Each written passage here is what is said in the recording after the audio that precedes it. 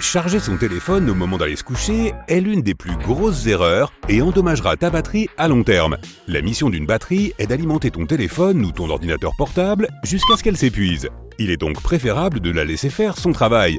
Idéalement, il faut maintenir la batterie entre 20% et 80% pour augmenter sa durée de vie. Tu ne devrais pas non plus laisser ton téléphone atteindre 0%, car cela réduit également l'espérance de vie globale de la batterie. Tu peux laisser ton téléphone branché de temps en temps, mais c'est une grave erreur de le charger au soleil. Il mettra plus de temps à se recharger et absorbera la chaleur plus rapidement, ce qui le fera s'éteindre en raison de cette pression extrême. Les batteries ont souvent tendance à surchauffer, alors les garder au soleil revient à laisser une fournée de cookies dans le four pendant trop longtemps.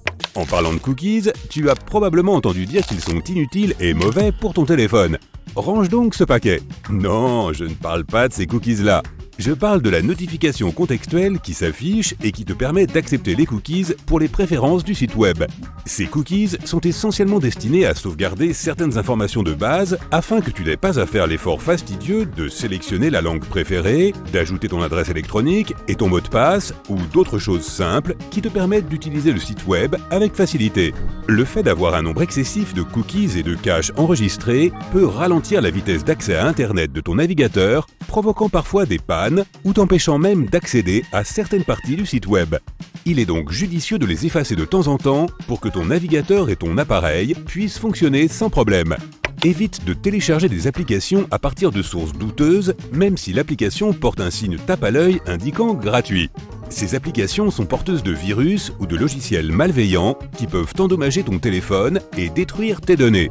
Le mieux que tu puisses faire est d'éviter les App Store non officiels et de t'en tenir à ceux dont les avis et les évaluations sont fiables.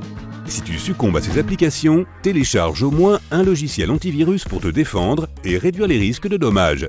Ce n'est pas parce que ton téléphone est résistant à l'eau que tu dois l'emmener à la piscine. En effet, il vaut mieux le laisser sur un sol ferme quand tu vas nager. La résistance à l'eau signifie simplement que si de l'eau se déverse accidentellement sur le produit, il n'y a pas lieu de s'inquiéter de dommages importants. Une exposition à l'eau de 5 à 30 minutes est acceptable, mais reste risquée. Et surtout, ne plonge pas ton téléphone dans l'eau fréquemment, même si c'est pour une courte durée.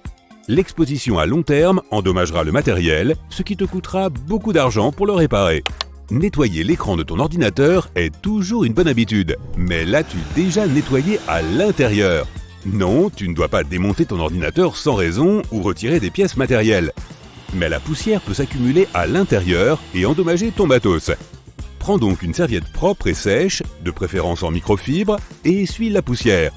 Veille à nettoyer le ventilateur et les coins intérieurs qui peuvent contenir des poches de poussière et de débris. Tu seras surpris de trouver des poils, des miettes et d'autres saletés à l'intérieur de ton ordi. N'utilise pas de produits de nettoyage domestique du quotidien afin de nettoyer ton ordinateur portable ou ton téléphone de l'intérieur. Les produits chimiques qu'ils contiennent peuvent causer des dommages permanents. Règle générale, procure-toi toujours des étuis de protection pour tes téléphones. Certains d'entre eux sont livrés avec un étui rigide à l'achat, mais si ce n'est pas le cas, achète-en un.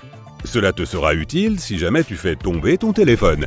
L'étui protégera ton écran et tu n'auras plus ces rayures ennuyeuses qui semblent surgir de nulle part. Quoi qu'il en soit, n'insère jamais d'objets métalliques dans tes ports de charge. Les trombones, les épingles et les fils ne sont pas faits pour les nettoyer. Un objet métallique peut endommager le matériel à l'intérieur du port de charge. Les petits trous, comme les ports de charge, peuvent stocker une quantité considérable de poussière et d'autres petites choses qui peuvent ruiner ton téléphone.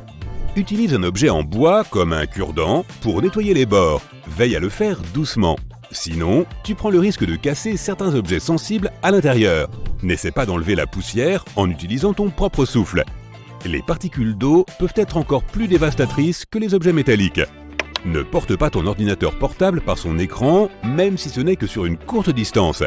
Le châssis est là pour une bonne raison. Il peut supporter la pression d'être soulevé et posé sur n'importe quelle surface. L'écran est fin et sensible et possède des charnières délicates qui ne sont pas conçues pour supporter la pression que représente le fait d'être porté. La façon idéale de déplacer un ordinateur portable est de le tenir à deux mains et de le placer sur des surfaces lisses et planes. Avant de te connecter à un point d'accès Wi-Fi public, assure-toi toujours que la connexion soit légitime. Imagine ceci. Tu es assis dans ton café préféré avec beaucoup de travail à terminer et tu découvres qu'il y a deux réseaux Wi-Fi indépendants. Tu choisis l'un d'eux et accèdes à la page d'accueil où l'on te demande d'entrer ton adresse électronique, ton mot de passe et d'autres informations personnelles. Bizarre. La page d'accueil est presque identique à celle que tu ouvres habituellement, mais tu remarques certaines choses qui ne vont pas du tout. Tout d'abord, il y a des fautes de frappe courantes sur la page de connexion. Ensuite, le logo du café est pixelisé. Il s'agit d'une maquette de site que des personnes mal intentionnées utilisent pour voler tes données. Puisqu'ils contrôlent le site, ils voient ton email et ton mot de passe de leur côté et peuvent maintenant avoir accès à ton compte bancaire et à d'autres informations sensibles. Certains sites fictifs sont sans faille. Il vaut donc mieux bien rester sur ses gardes si tu utilises un spot Wi-Fi public. Lorsque quelque chose se casse, il est préférable de le faire réparer chez un revendeur agréé. Ils sont formés pour réparer des appareils spécifiques et peuvent garantir l'apport de certaines pièces de rechange de l'entreprise. Les ateliers de réparation non agréés peuvent endommager ton appareil, surtout s'il s'agit d'un article unique qui ne peut être réparé que dans un centre agréé. Sois prudent lorsque tu choisis où amener tes appareils. Tu as enfin obtenu ce téléphone avec un grand espace de stockage dont tu rêvais. Mais bon, ne t'emballe pas non plus en installant un tas d'applications et de programmes ou en conservant des milliers de photos et de vidéos qui risquent de prendre la poussière. Assure-toi de savoir ce que tu télécharges et sauvegardes sur ton appareil. Tu peux te rendre dans les paramètres et nettoyer les éléments inutiles qui s'y trouvent.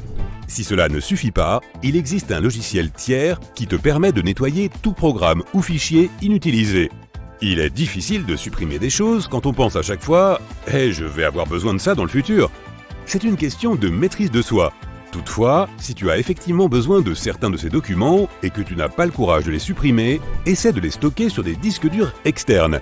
Tu peux t'en procurer qui ont plusieurs téraoctets de stockage et les garder dans un endroit sûr, à l'abri des dégâts. Une autre solution consiste à stocker tes vidéos et tes photos sur des serveurs du cloud pour y accéder quand tu le souhaites. Tu es débordé de travail et tu n'as pas le temps d'enregistrer tes fichiers dans leurs dossiers respectifs. Tu les enregistres simplement sur ton bureau. Et après quelques semaines, tu remarques que ton ordinateur portable a ralenti de manière significative. Un bureau encombré peut en fait ralentir ton ordinateur portable puisque c'est l'interface principale qui consomme toute la RAM. Prends le temps d'organiser tes fichiers pour que ton bureau reste propre et rapide. Le mode sombre n'est pas seulement cool parce qu'il change l'interface de tes applications et de ton appareil, c'est aussi mieux pour toi. Si tu fais partie des personnes dont les yeux sont le plus souvent rivés sur l'écran de ton téléphone, une interface sombre peut réduire la tension sur tes yeux et leur procurer un meilleur confort. Des applications populaires utilisent le mode sombre tout en conservant les mêmes fonctions et la même expérience utilisateur. Un autre avantage du mode sombre est que tu peux économiser une bonne quantité de batterie. Si ton téléphone a un écran OLED ou AMOLED, tous ces pixels sombres qui ne sont pas éclairés ne consomment aucune batterie. Ainsi, si tu regardes une vidéo, aucun des pixels sombres ou noirs ne sont des pixels actifs, ce qui signifie que ton téléphone n'utilise pas de batterie pour alimenter cette partie de l'écran. Si la plupart de tes applications et de l'interface de ton téléphone sont en mode sombre, tu vas certainement économiser de la batterie. Tu peux probablement te passer d'un écran de verrouillage et d'un écran d'accueil animé pour économiser également de l'énergie. Garde les deux en noir uni. La plupart du temps, tu navigues sur l'écran d'accueil pour accéder à tes applications. Et ce sera certainement plus facile et plus rapide avec un fond noir uni.